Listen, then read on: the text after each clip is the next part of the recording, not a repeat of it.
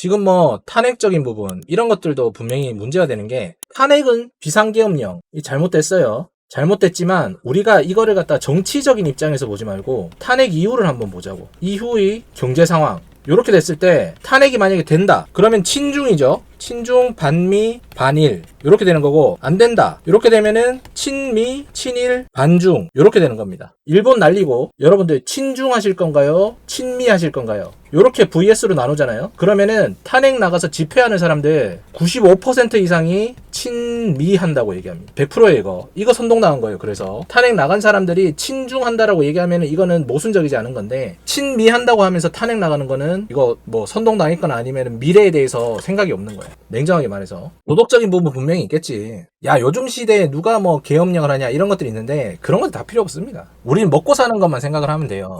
여러분들 먹고 사는데 친중이 나은지 친미가 나은지 한번 생각을 해보면은 답은 딱 나와 있는 거고 자제들이 그걸 봤을 때 어느 쪽에 가느냐 이걸로 보면은 여러분 딱 답이 나온 거라고. 작전주 2, 3년 지속되면 안 흔들리긴 어려운 것 같아요. 흔들리는 사람들은 작전주에 기본이 없는 사람들입니다. 제가 냉정하게 말씀드려서 코인도 뭐 10년 넘게 지속이 되고 있다 뭐 이렇게 얘기하는 것도 코인에 대해서 명확하게 내가 그런 관점이 있다라고 하면 코인 안 합니다. 저는 코인 한 번도 산 적이 없어요. 그러니까 이게 윤석열이고 뭐고 도덕적인 거에 흔들리지 말라니까. 여러분들 제가 다시 한번 말씀드리죠. 우리는 경제 채널이니까 이거는 정치적인 얘기를 하는 게 아니라고. 도덕 이런 거는 정치인들한테 바라지 마세요. 알겠어요? 정치인들에게 도덕이랑 청렴 결백은 바라지 말라고. 이거는 어떤 인간이든지 절대 불가능한 겁니다. 그래서 우리가 기본적으로 성악설 이런 걸 배우는 거예요. 성악설, 성성설. 인간이라고 하면은 이 둘 중이 아니라 무조건 청렴결백은 그냥 없다라고요. 없어요. 착한 척 하지 말라고. 저도 이거 청렴결백 없을 수 있고 최선을 다해서 이거에 도전을 하려고 하는 게 맞는 거지 털어서 먼지 안 나는 사람은 없다고요. 그러면은 도덕적인 게 우리 밥 먹여 살려주는 거 아니니까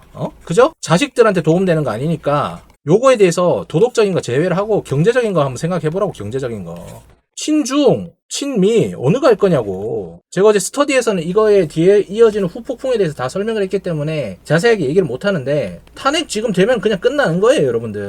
여러분들 자녀들에게 미래는 없는 거라고. 이거 단순하게 내가 착하고 뭐 윤석열이 짜증나고 이런 식으로 받아들이지 마세요. 그 잘못된 생각 하나 때문에 여러분들이 다수의 선동당한 한 표로 인해서 나라가 망하는 건 순식간이라고. 이거 진짜 만약에 탄핵 찬성하는 사람들은 그냥 주식 그만두라고. 지금 이 채널 보지도 마세요. 그냥 무슨 나라에서 우리나라에 무슨 미래가 있어가지고 주식을 보고 있습니까? 우리나라에서 무슨 주식을 보고 있냐고. 태계이행이나 유곡이 제가 그 얘기를 하는 게 아니잖아요. 인간 본능에 충실하는 말이 인간 본능에 충실하라고. 회계이항이나 뭐 율곡이 이런 사람들은 특별한 사람이겠지. 이런 사람들을 범인이라고 얘기를 하잖아요. 범인. 근데 우리는 대부분이 범인이 아니잖아요. 그러면 인간 본능에 충실하면은 나는 청렴결백하지 않다 이거에 대해서 그냥 인정을 하란 말이야. 나의 이기주의에만 생각을 하라고요. 근데 꼭 보면은 정치적인 부분 가면은 착한 사람인 척해. 이런 부분 하면 안 된다고. 보편적 복지가 좋다고? 제가 항상 말씀드렸죠. 민주당이 보편적 복지를 이야기를 한다. 그리고 선택적 복지를 한다. 이게 국힘이잖아. 대다수의 사람들은 착한 척을 하기 위해서 보편적 복지를 하자고 얘기합니다. 근데 그런 사람들이 단 한 번도 기부 안 한 사람들이 투성이에요.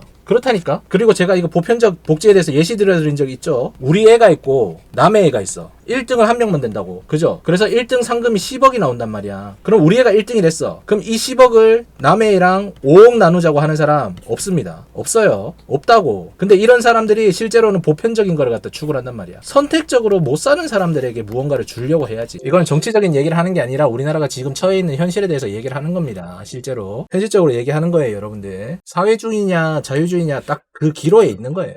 보고 마음에 안 드는 얘기라 하면서 하시는 분들도 계실 텐데 그런 분들은 그냥 차단하셔도 됩니다. 어차피 그런 분들은 주식 투자할 기본적인 소양이 안 돼 있어요. 주식 투자라는 것 자체가 경쟁에서 우리가 그렇잖아. 주식 투자 왜 합니까? 주식 투자 자유주의에서 경쟁을 기반으로 회사들이 경쟁을 해서 1등이 주가가 올라가고 2등이 그거에 비해서 내려가고 요거를 갖다 우리는 요거를 찾아서 수익을 보는 거잖아. 그죠? 경쟁도 없이 그냥 뭐 호재 이러면 테마주 따라가는 그런 거 사는 거 아니잖아요.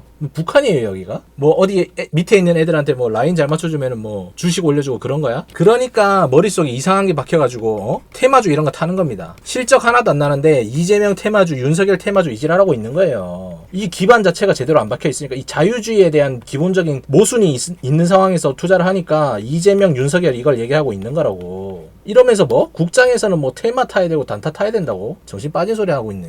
공산당이 무슨 와가지고 무슨 주식 투자하면서 그런 얘기를 하고 있어요. 그런 사람들은 그래서 무조건 망하는 겁니다. 자유주의의 기본적인 모순적인 일을 하기 때문에. 대기업 다니는 근로자 세금 많이 내는 건 어떻게 생각하시나요? 아니 그런 거는 괜찮지. 우리가 기본적으로 이거는 그런 게 있는 거예요. 제가 착한 척은 하지 말자라고 얘기했었잖아. 근데 이거는 착한 척이랑은 좀 다르게 기본적으로 우리가 인류애라는 부분이 있어야 되는 거야. 인류애라는 부분. 그러면은 많이 번다. 많이 벌면 그 부분에 대해서 세금을 많이 내는 건 맞아. 왜냐면은 많이 번다는 거는 누군가가 이 사람에게 어떠한 부분에 대해서 써준다는 개념도 있기 때문에. 그래서 우리가 전체적인 세금을 매기는 게 아니라 차등식으로 매기잖아. 차등식으로 내는 거고 이 차등식으로 낸다고 하더라도 많이 버는 사람이 가난해지지 않습니다. 안 가난해진다고. 그래서 많이 버는 사람이 세금을 많이 냈어. 많이 내가지고 아까도 얘기했듯이 선택적으로 힘든 사람에게 복지를 해주는 건 좋다 이거야. 선택적인 사람에게. 어제 스터디에서 어떤 이야기가 나왔냐면은 그러면은 일정 부분 이 사회에서 문제가 되는 이 부분은 어디로 사라졌을까요? 자금이 어디로 빠졌을까요?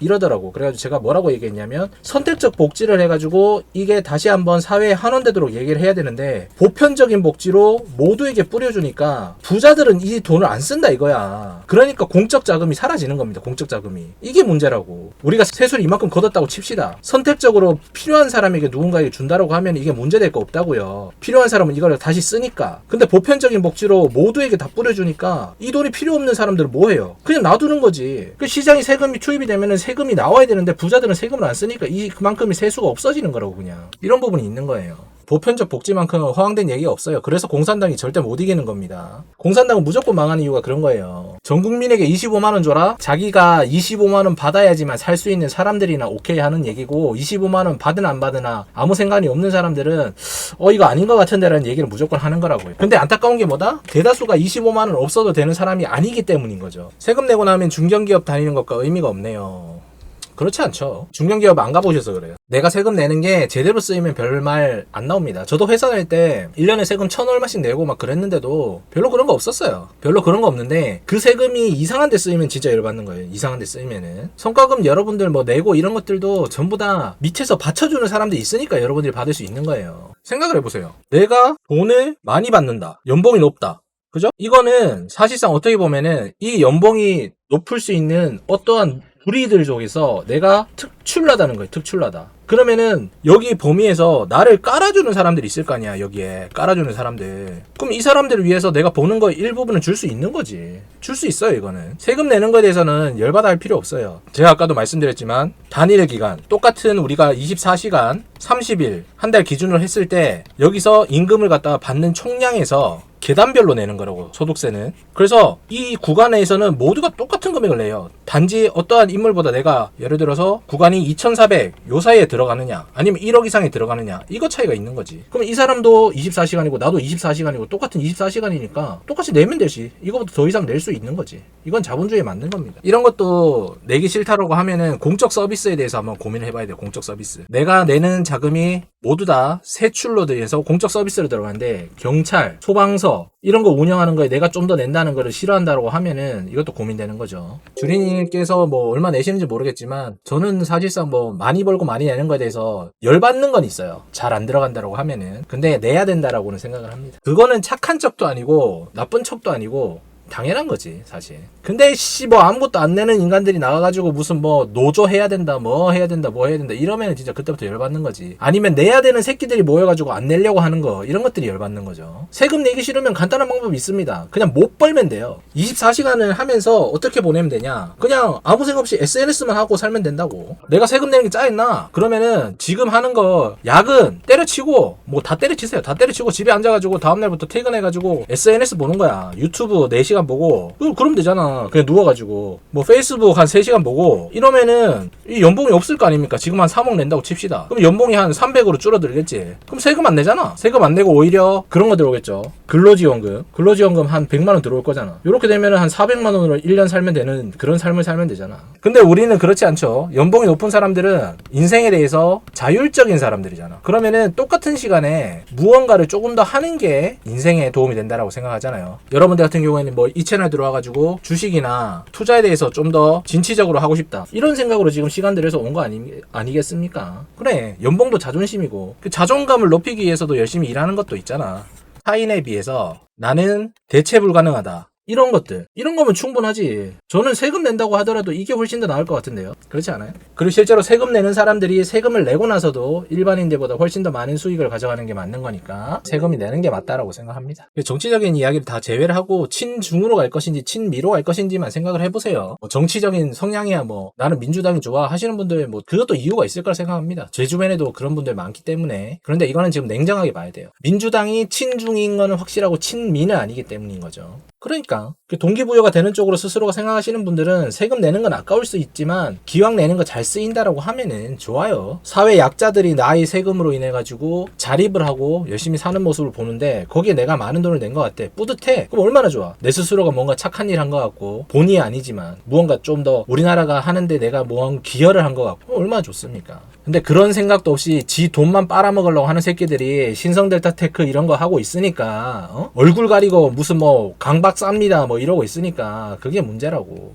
86세대 분들이 친자적 성향이 너무 굳건해서 그 왜 그런지는 사실 저는 잘 모르겠는데 그냥 생각이 없는 것 같아요. 제 주변 또래들도 그런가? 하여튼 좀 진취적인 사고방식이 별로 없어요. 아까 제가 얘기했던 대로 뭐 어떤 좀 자기가 착하다는 그런 생각이 되게 많아요. 근데 그거에 대한 근거는 없어. 그래서 요즘 제가 주변에 있는 사람들한테 저도 물어보는 게 친중이 좋아? 친미가 좋아? 이걸로만 얘기합니다. 뭐 정치적인 정당 얘기는 하지 않고. 그러면 그때부터는 이제 거의 대답을 못 하죠. 상식이 있다라고 하면 대답을 못 해요. 상식이 있다라고 하면은. 근데 거기서 뭐 더한 얘기가 나오면은 뭐 할 수 없는 거죠. 그것도. 그 사람이 그거니까. 근데 저는 사실상 경제 유튜버로서 주식 유튜버로서 솔직한 이야기는 해야 돼요. 친중이 되는 순간 우리나라는 끝나는 겁니다. 그냥 주식 그만두시면 됩니다. 여러분들 주식으로 먹고 사는 사람이 이렇게 얘기할 정도면 주식 그만두시면 돼요. 뭐가 어려워, 그죠? 뭐 자기 자식들을 갖다가 친중으로 만들겠다라고 하면서 하는 사람 있으면은 뭐 그것도 존중해야죠. 뭐 어떡하겠어요. 뭐 아니라고 하면 아닌 거고 맞다면 맞는 거고. 사회 약자들이 그렇게 생각할까요? 대기업 월급 많이 받는다고 자기들과 맞춰야 한다는 소리를 많이 들어서리.